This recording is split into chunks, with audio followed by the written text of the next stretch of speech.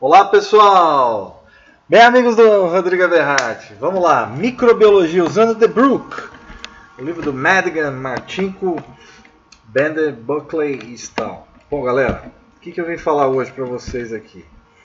Vim falar para vocês sobre as estruturas celulares que podem ser encontradas nos seres microscópicos. Então, vamos começar. Bom, para você estudar micro-organismos, você tem que usar um aparelho chamado microscópio, beleza? Ficou fácil, né? Micro vem de uma palavra grega que quer dizer pequeno, muito pequeno.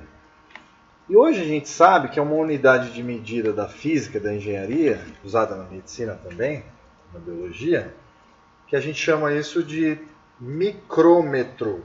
Então, são objetos da ordem de micrômetros. Como a gente vai analisar estruturas celulares, as células têm a ordem de tamanho de micrômetros. Um micrômetro é mais ou menos 10 a menos 6 metros. Tá legal? Depende da quantidade de micrômetros. Tá legal? E essa é a quantidade de tamanho. Dá uma parada nesse slide e olha os tipos de componentes que tem o microscópio do lado esquerdo. Do lado direito, perceba como o caminho da luz é mudado para você entender, para aumentar o tamanho do objeto real, tá legal? O objeto é muito pequeno, você tem que fazer esse objeto muito pequeno ser visível, uma luz visualizável pelo ser humano, tá? Você tem que conseguir enxergar aqui na objetiva, nas objetivas, tá? A amostra vai ficar na platina, que é uma mesinha que tem um grampo, parecendo um grampo assim, né? Que vai segurar um objeto retangular de vidro, que é chamado de lamínula. Nessa lamínula a gente vai colocar a amostra na região central, tá? E com uma série de técnicas que a gente vai ver já já. E também vai ter regulagem. O microscópio tem regulagem de abertura e fechamento da luz, tanto pelo ajuste do foco, como pelo condensador de luz, que vai abrir mais a imagem para entrar mais luz, tá certo? E aí uma fonte de luminosa aqui na base desse microscópio. Esse é um microscópio óptico de luz, tá? Ele é o mais simples possível. Beleza? Bom, então você está vendo agora aqui nesse slide duas feitas em microscópios. Então, uma fotomicrografia de campo claro. Então, o campo embaixo aqui dessa foto é claro. Daí você consegue identificar essas células. Tá? Na parte de cima são algas verdes. São algas que evolutivamente deram origem a todos os vegetais superiores que a gente conhece. Os musgos, as samambaias, os pinheiros e as plantas com flores e frutos. Beleza? Aqui também, nesse slide, vocês podem ver como que é feita uma preparação para a observação de uma amostra em microscópio. Então, a observação de células, tá? Podem ser células de sangue, como esfregaço sanguíneo ou de outras células. Depois coloca-se para secar o ar nessa camada, nessa lâmina de vidro bem fininha. Aí ocorre a fixação por calor e coloração com fogo, com chama. Depois é colorida essa amostra e levada ao microscópio. Só que quando você coloca essa amostra na platina, você tem que colocar uma gota de óleo para evitar a perda por... O ar, ele não vai ser um bom condutor de luz, vamos dizer assim. Então você deve colocar o óleo para diminuir essa variação da imagem real, tá? Então é isso. Então é colocado o óleo para facilitar a visualização ao microscópio. Beleza, galera? Basicamente é isso que a gente vai ver, tá bom? De modo geral é isso. Então a coloração para a gente enxergar no microscópio. O que você tem que saber, depois você para o vídeo e olha aqui as etapas, é uma regrinha, né? Como se fosse um protocolo que a gente chama, né? Como se fosse uma receita. Do lado esquerdo aqui em B, você está vendo bactérias coradas em roxo, tá? Usando uma coloração de gram. Gram você tem dois tipos, gram negativa e gram positiva. Então as gram positivas aqui do lado esquerdo, no B, e as gram-negativas do lado C, tá? Escherichia coli aqui, Pseudomonas aeruginosa. E aqui do lado você está vendo Staphylococcus aureus, que é uma das bactérias que causa infecção hospitalar, por exemplo. Outra forma de você visualizar seres vivos, células, usando então diferentes tipos de microscopia óptica. No primeiro caso aqui você está vendo de campo claro, microscopia óptica de campo claro. B, microscopia óptica de campo de contraste de fase, na verdade. Tá? A gente tira a palavra campo e fica microscópio de fase, contraste de fase. No C, a contraste de fase com fundo escuro, só isso. Então aqui no caso é uma Saccharomyces cerevisiae, a mesma que deu origem à cerveja, aos destilados, né, as bebidas que a gente conhece, combustível, etanol. Esse mesmo fungo tão importante para a sociedade humana, né? A gente pode ver diferentes estruturas celulares internas usando esses tipos diferentes de microscopia. Legal? Aqui a microscopia de fluorescência. Então vamos lá. A e B são cianobactérias. Tá? Em A, por microscopia de fluorescência, você consegue enxergar aqui o cloroplasto interno dessa alga. Bem legal, né? Dessas células que formam a alga, uma colônia de algas. A B, você está vendo a mesma fluorescência em vermelho, a clorofila A e outros tipos de pigmento, rodopsina, etc. E C, você está vendo uma Escherichia coli, uma bactéria muito comum, a mais estudada da microbiologia, né, da medicina, usando então fluorescências ligadas ao DNA. Então, é um pigmento ligado aqui ao DAP, que é um corante que se liga ao DNA. Bem legal, para você ver o núcleo celular. Aqui um outro tipo de microscopia de contraste de interferência diferencial. Então você tem aqui um efeito 3D. Tá? Uma técnica, depois vocês param o vídeo, leiam o textinho que está aí embaixo. É uma técnica que proporciona então um aspecto 3D. Né? Se você der um zoom aqui, ó, a gente vai dar um zoom, parece que você está vendo ela em relevo, né? Em alto relevo. Como se fosse uma parede em alto relevo. Também o Saccharomyces cerevisiae. E aqui a gente está vendo então a Pseudomonas aeruginosa, uma bactéria muito conhecida na medicina, num biofilme, né? Que pode ser um catéter, etc. Infecção, etc.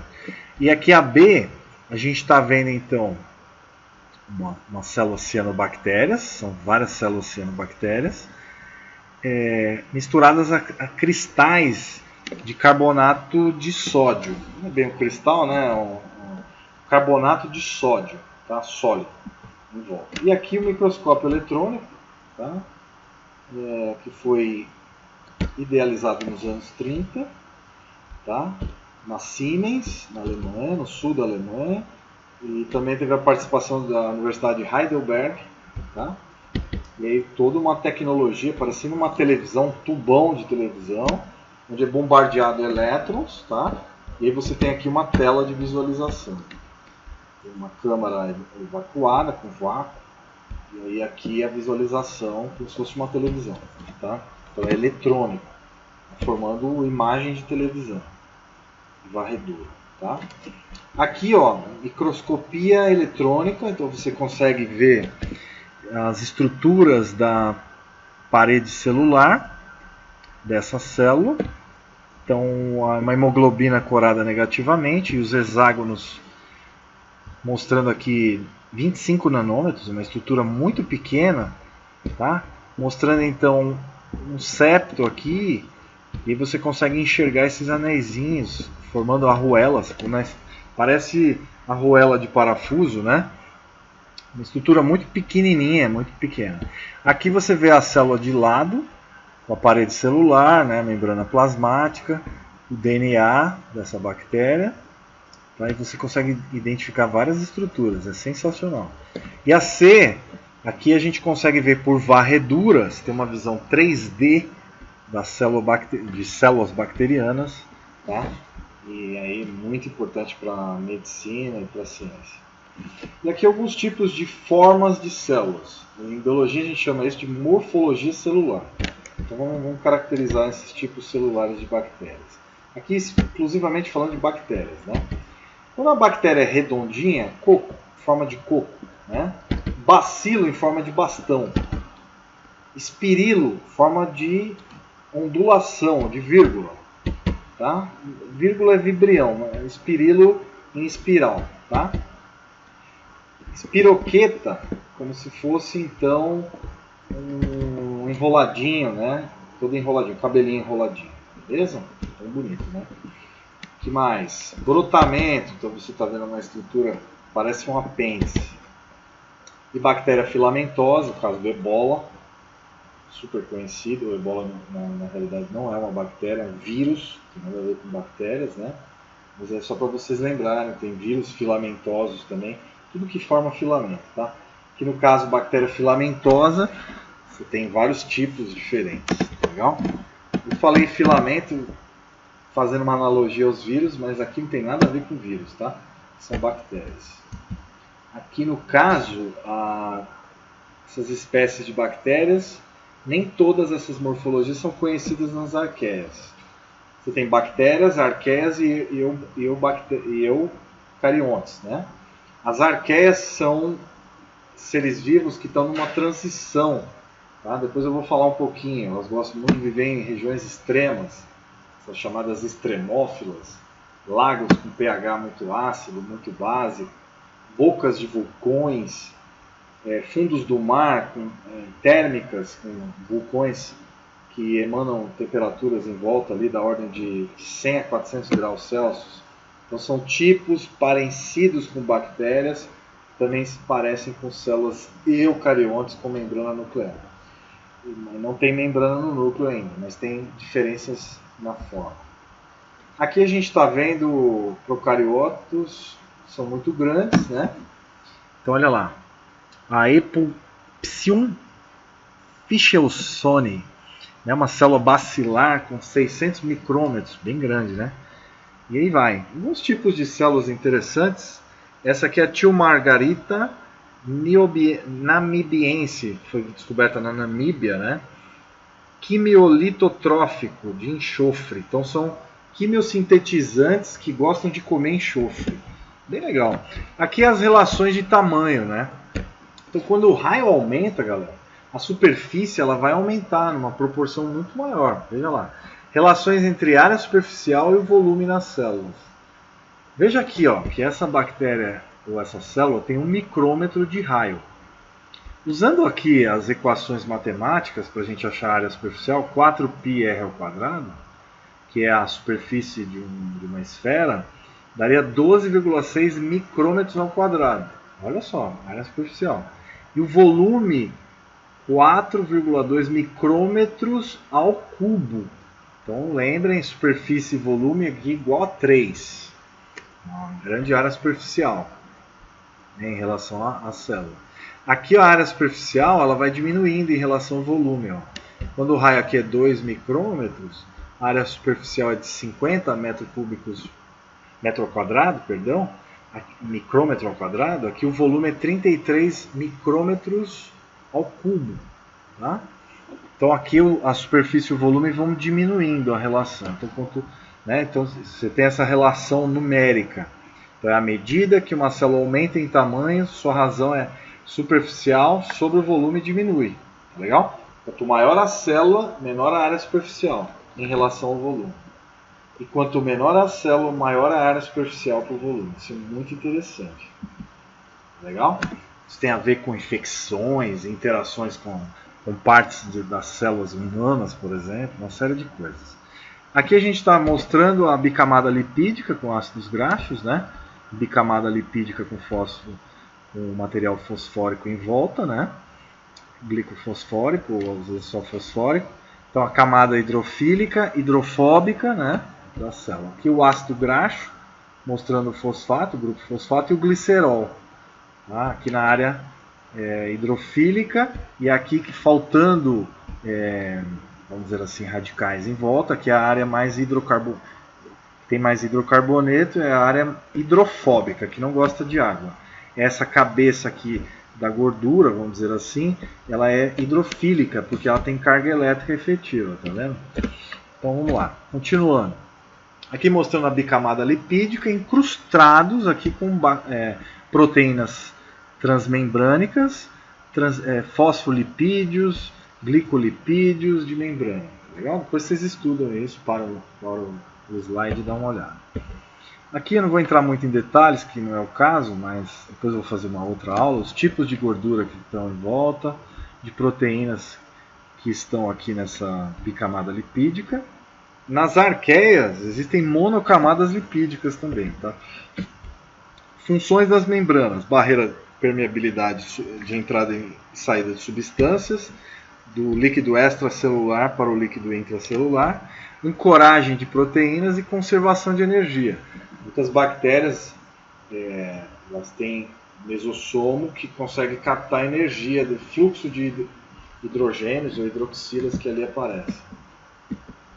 Bom, os tipos de transporte, 3 classes, né? Transporte simples, de grupo, com tubos que deixam entrar substâncias. Tá? Transporte ABC, com proteínas que ficam em volta, periplasmáticas, e envolve gasto de energia. Aí o tipo uniporte, antiporte e simporte, depois vou entrar em detalhes em outras aulas. Mas o que eu quero mostrar mesmo para vocês é que tem o transporte ativo e passivo, né? O transporte passivo não gasta energia, que é a difusão simples, fusão facilitada, né? E por último, transporte ativo, com bomba de hidrogênio, bomba de sódio e potássio e outros tipos de proteínas que gastam ATP, molécula que gasta energia. Bom, existem 2 tipos, então, como eu mostrei, de parede celular de bactérias. As gram-positivas, bastante espessas, contendo material que mistura carboidrato e proteína, que são as peptidoglicanos ou glicanas, com uma membrana plasmática interna e essa parede mais externa, contendo então proteínas incrustadas. Esse então é o tipo de bactéria gram-positiva. Aqui do lado direito do desenho, do esquema, você está vendo uma bactéria que tem então mais camadas. Além da membrana plasmática interna, você vai ter aqui uma rede de peptidoglicanas que estará entre uma outra membrana plasmática externa, contendo várias proteínas e glicoproteínas em volta, receptores de membrana, etc. Okay? Então essa é a grande diferença das duas. Aqui uma grande camada de peptidoglicanas, gram-positivo. 2 membranas contendo então um sanduíche que envolve uma camada de peptidoglicanas e outros tipos de coisas incrustadas na parede celular, gram-negativo. Legal? Isso foi desenvolvido, esse corante, que a gente consegue observar isso em 1882, né, por Gram, que era um dinamarquês, um médico dinamarquês, que conseguiu diferenciar esses 2 tipos celulares. Aqui alguns tipos, depois vocês olham, os tipos de estruturas ligadas de peptidoglicanas, tá? Aqui vocês também dão uma paradinha, uma olhada. Aqui uma estrutura interessante são os cabos de peptidoglicana que envolvem a célula, a parede celular, formam tubos, como se fosse uma parede de uma casa, tubular. Isso é muito interessante. Nas gram-negativas, então, a presença de 2 membranas e aqui uma estrutura em zoom mostrando as porinas para a entrada de água e de outras substâncias. Tá legal? Então, basicamente é isso, galera. Aqui uma estrutura interessante, galera, formando estruturas hexagonais, né? Mostrando então uma Aquaspirillum, uma bactéria que vive na água. Na verdade não é uma bactéria arqueia, né? Uma célula um pouco diferenciada dos 3 domínios que existem na natureza. É um tipo de bactéria extrema que tem essa configuração. Aqui cápsulas bacterianas de resistência. Então muitas bactérias elas vão se fixar, por exemplo, na tinta do nanquim aqui, ó. Então a tinta de nanquim em microscópio de fase. Então aqui é uma Acinetobacter, tá? Muito interessante essa parte aqui, corada com nanquim. B, Aqui uma Rhodobacter, né, uma célula interessante, mostrando cápsulas de resistência que podem durar centenas de anos. As bactérias podem ficar, vamos dizer assim, em latência por décadas. E aqui a Rhizobium trifoli, vermelho de rutênio. Então aqui é uma cápsula de resistência dentro, normalmente, de subsolo, de solo agrícola. Essa bactéria pode também ficar inativa por décadas. Tá? Só para vocês saberem, na Antártica descobriram bactérias que ficaram milênios paradas por causa do frio. E aí foram levadas para o laboratório e elas voltaram a ser ativas. Isso é muito interessante. Então elas criam cápsulas de resistência, tá? Como se fosse uma proteção, uma parede interna de resistência contra o meio externo, para não perder água e para não se desidratar muito. E aqui as fímbrias, que são estruturas filamentosas, que podem ajudar essas células a trocar pedaços de material genético de resistência com outras bactérias. Né? Então aqui, ó, ele forma um pilus, revestido por vírus para visualização, e aqui ocorrem trocas de DNA. E pilus quer dizer pelo, né? Em latim. Aqui, incrustações de polidroxialcanoatos, né? Que seriam beta, né?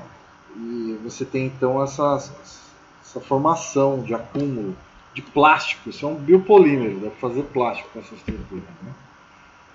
Polifosfato também, bactérias que conseguem incrustar isso, armazenar. Então aqui você está vendo uma Heliobacterium, um polifosfato interno, ela acumula essas substâncias, são grânulos de armazenamento. Aqui bactéria sulfurosa, púrpura, com cápsulas de enxofre, então são, na verdade, ela possui então grânulos de enxofre ali dentro, e ela consegue metabolizar, quebrar esse enxofre, o H2S, sulfeto, né? Então, forma então uma oxidação dessas estruturas, formando o sulfeto de hidrogênio, super importante também no ciclo do enxofre. E aqui a biomineralização por uma cianobactéria, e aí mostrando, ela está contendo bentonita, tem bário, estrôncio, cálcio, uma série de substâncias minerais aí dentro dessa bactéria. As bactérias também conseguem fazer biorremediação mineral, ou seja, elas acumulam materiais tóxicos, podem ser usados para diminuir a poluição. Existem bactérias também que elas carregam rochas magnéticas dentro do corpinho da célula, que ela não tem corpo, né? E essas estruturas, essas organelas, são chamadas de magnetossomos, tá? Ou magnetossomos. Aqui as cianobactérias, né? São as algas cianobactérias que realizam fotossíntese, flutuando, né? E contendo então vesículas de gás para florescer na superfície de um lago, por exemplo, que está com quantidade de substâncias além do normal, orgânicas, e aí causa uma eutrofização, por exemplo, por acúmulo de nutrientes. E aqui você está vendo vesículas de gases em cianobactérias, na baena aqui, ó, vesículas, tá? Também contendo aparentemente um esporo de resistência. São microcistos, né? Aqui a microcisto mostrando uma série de arranjos, de feixes internos dentro dessa célula. Muito interessante, estruturas internas. Aqui a estrutura de gás dessas bactérias. Aqui um endosporo, que são bactérias de resistência, que podem ficar, como eu já falei, milhares de anos de latência. E o ciclo de desenvolvimento desse esporo, né? Esse esporo de resistência acontece por um estresse do meio em que essa bactéria vive, ela acha que vai morrer, então ela cria uma resistência. Tudo, se fosse uma bola, estrutura proteica, que vai conservar essa célula por mais tempo, contendo material genético. E a germinação de um endosporo de bacilos, por exemplo. Tá? A estrutura de endosporo bacteriano, e aí vai. Tem várias coisas legais, depois vocês vão parando para ir lendo essas estruturas que eu pulei. Flagelos bacterianos são estruturas espetaculares, de várias células bacterianas que tem como função primordial a locomoção, meio aquático normalmente. Então aqui você está vendo uma bactéria com uma complexidade de flagelos bem grande que auxiliam na locomoção. E aqui, galera, para mim, essa estrutura parece uma obra de engenharia, né? Se você observar essa foto, se um extraterrestre olhasse esse raio-x feito de uma estrutura bacteriana e achar que essa estrutura é artificial. Não é, galera? A gente chega a achar que isso aqui foi bolado, né? Olha só que interessante, parece um esquema. Parece que Deus foi lá e montou essa estrutura, mesmo seguindo as leis da evolução, de modificações ao longo do tempo. A gente vê uma organização muito pensada, né? Interessante aqui pensar nisso. Aqui pode ser uma das provas que Deus realmente existe, né, galera? Fantástico, dá uma olhada. Com duas estruturas, aqui uma gram negativa, né, uma bactéria, mostrando essa estrutura que forma um motor. E esse motor, o combustível é o hidrogênio. Ele vai criando um gradiente de concentração e vai gerando energia para o batimento do flagelo. Isso é sensacional, se você analisar. Se eu fosse falar numa prova de Deus, além do nascimento dos seres vivos, da reprodução, esse sistema do flagelo bacteriano de gram-negativas, para mim, é uma das provas que Deus existe. Interessante falar isso. Aqui, flagelos de arqueias, que são aquelas bactérias especiais, que não são bem bactérias, né? São outro tipo de seres vivos, né? E aqui mostrando a biossíntese dos flagelos com uma montagem industrial, galera. Sensacional. Uma montagem de estruturas, né? A base que vai girar, o motor, as proteínas de motilidade, as proteínas MOT, o anel L, o gancho, cap, né? Aqui é um pescocinho, e as unidades que vão espiralizar, ou seja, vão ficar girando como se fosse uma espiral de caderno. E com um gasto de energia. Sensacional, né? Se analisar, a vida é sensacional. Aqui bactérias, cianobactérias filamentosas. Muito interessante, galera. Eu trouxe mais esses slides por curiosidade, para vocês ampliarem o conhecimento sobre esses seres vivos. Algumas bactérias elas fazem quimiotaxia. Taxia é dirigir, né? Guiar. Quimio são substâncias químicas. Então essas bactérias são guiadas, elas não têm olhos, elas têm sensores bioquímicos ou químicos que vão orientar para onde elas vão. Pode ser a luz também, né? Então é muito interessante ver isso. Depois vocês leem, tá? Controle aí para saber para onde uma bactéria vai. Muito interessante, os agentes químicos guiam as bactérias também. Substâncias químicas, né? E dessa forma foi descoberto também como a fotossíntese ocorre em cianobactérias, usando diferentes luzes, cores diferentes. Aqui é o esquema da biologia celular, contendo núcleo, retículo endoplasmático, retículo liso, mitocôndrias, lisossomos. Isso eu já dei uma aula anexa, depois vocês dão uma olhada lá na aula de biologia celular. Essa aula é mais para revisão. Aqui o DNA, como que ele é organizado dentro das células. As fases da divisão celular, da mitose, prófase, metáfase, anáfase e telófase. Papai e mamãe andavam se telefonando, né? Divisão celular. Aqui é a mitocôndria celular, isso vai ocorrer não em bactérias, vai ocorrer em protozoários e fungos, e animais e vegetais. Vocês dão uma lida aqui, o hidrogenossomo, que é uma organela muito específica, que vai gerar energia através do hidrogênio, tá legal? Tricomonas vaginalis, um protista que causa doenças no órgão sexual feminino. A cloroplasto de atomáceas, que são protozoários que fazem fotossíntese. Tudo isso separa e dá uma lida, galera, porque a aula é muito grande. Depois eu vou fazer uma aula em cada parte dessa, aqui o complexo de Golgi, que vai ocorrer nas células eucariontes, tá? E aqui o citoesqueleto dentro de microtúbulos que formam o fuso mitótico. Aqui você tem a presença aqui de cromossomos e aqui os filamentos, né, os microtúbulos que vão tracionar os cromossomos de um lado e do outro. Aqui o citoesqueleto interno de uma célula, que vai estruturar como se fosse as vigas de um viaduto ou as paredes de uma casa.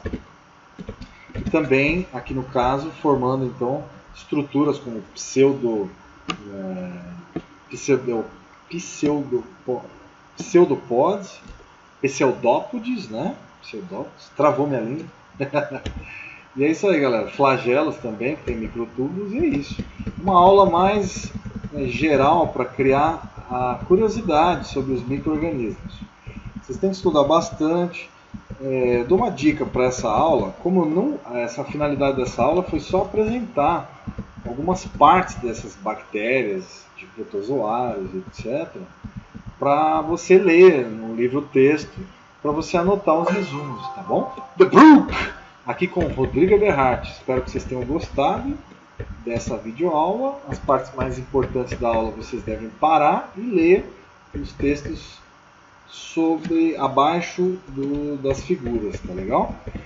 Tá? O grande objetivo dessa aula é só apresentar essas estruturas, então não finalizei esse assunto ainda. Nas próximas aulas a gente pode ainda entrar mais fundo nessas estruturas.